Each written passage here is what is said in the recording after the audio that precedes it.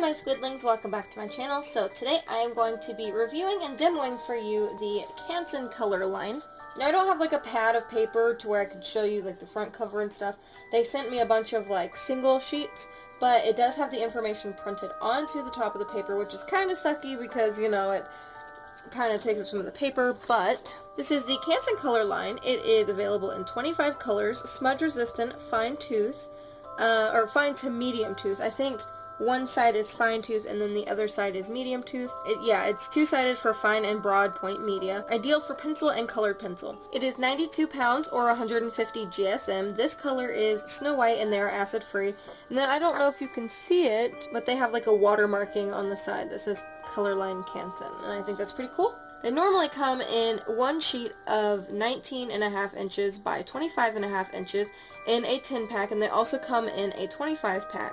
So normally you would buy these in a large sheet and cut them down. I think that's probably what they did here. They cut it down from a larger sheet. So as far as I know, you cannot buy these in pads. You have to buy them in large sheet. I want to go ahead and tell you that this was sent to me for free for review. Actually, a while back, I asked for this. I reached out to them.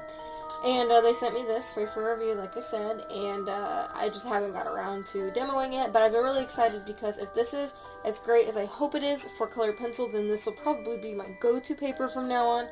And it is cool that it's double-sided. I'm not quite sure what side I'm going to use, but I guess you'll see later on in the video. What I think as of right now, the paper feels very sturdy. It doesn't feel, you know, cheap or anything. It's a very nice white. I think it's very, very pretty.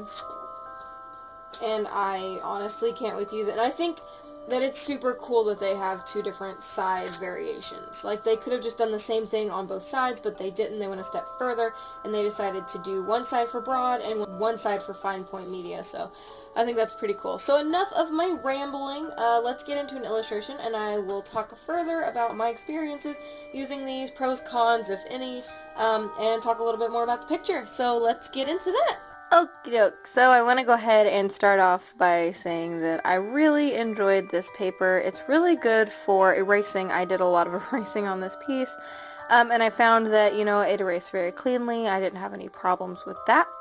Another thing I found is that the ink I used, being the Micron Pigma ink liners, they didn't bleed or feather or anything, so I had no problems there. I didn't use any other liners, but I'm going to go ahead and assume that no other liners fade, like feather, fade, they don't probably do that either. But anyway, so I used, obviously, colored pencil on this, and rest in peace my poor hands, because this was an ordeal. It took me a while to complete. I think it took me around 2 hours to do this, and I never take that long on a colored pencil piece, so yeah, anyway. So let's see, what else can I talk about? I like the paper. I did use the I don't know, it's the thicker textured one. I think that's for the broad media, and I really liked it. It worked very well for colored pencils. I tested the fine point media side, the other side, the one that wasn't as toothy, and I liked the way colored pencils went on it, but I liked them a little bit better on the more toothy side.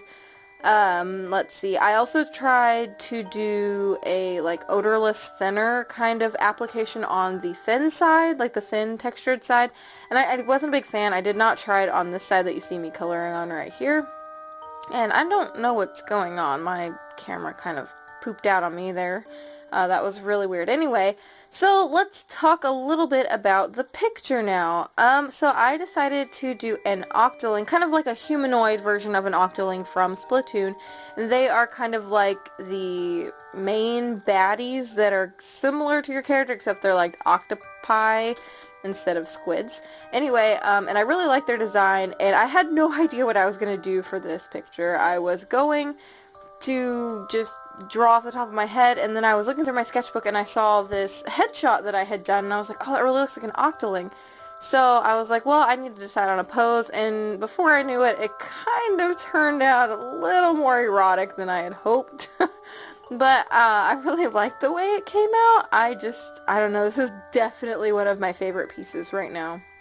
And I wanted to do colored pencil because I'm always complaining how I never use them, and this paper review was a really good motivation for me to get into colored pencils. Like I said though, it did take me a really long time to get this done, and burnishing on top of that is just really hard on my hand, so I probably won't be doing a extravagant piece like this very often with colored pencils just because it's really hard on my hand, and this didn't work very well with thinner, so maybe a different paper like a watercolor paper that's a little bit thicker would work better, but just for me personally I didn't like the effects on it. So anyway though, the picture, she is kind of sitting in her own colored ink, so that doesn't hurt her, but it looks like she's been, you know, shot with other colors of ink. And she's kind of just sitting there like, well, I better go out in style or something. I don't know, but I really enjoy the way this came out. And I like the colors. It's a very simple color palette. It's literally like black, pink, and teal, and I don't know, I like it. Oh yeah, and then her eyes are green, so... Anywho, let's see. I kind of struggled with her shirt a little bit because it's supposed to be shiny, and I'm not good at coloring shiny fabrics, so that was a big struggle for me as well. And their skin is kind of like a light pink, and I wasn't used to coloring stuff like that.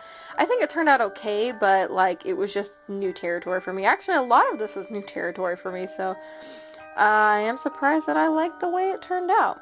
So anyway, as we're nearing the end of the video, I really hope you guys liked this video. Please hit that thumbs up button if you did. Also, don't forget, you can follow me on DeviantArt, PageUworld, Twitter, and Instagram. All of my links are down in the description below. And don't forget to join our cute little squid army if you haven't already. And until next time, guys, toodaloo!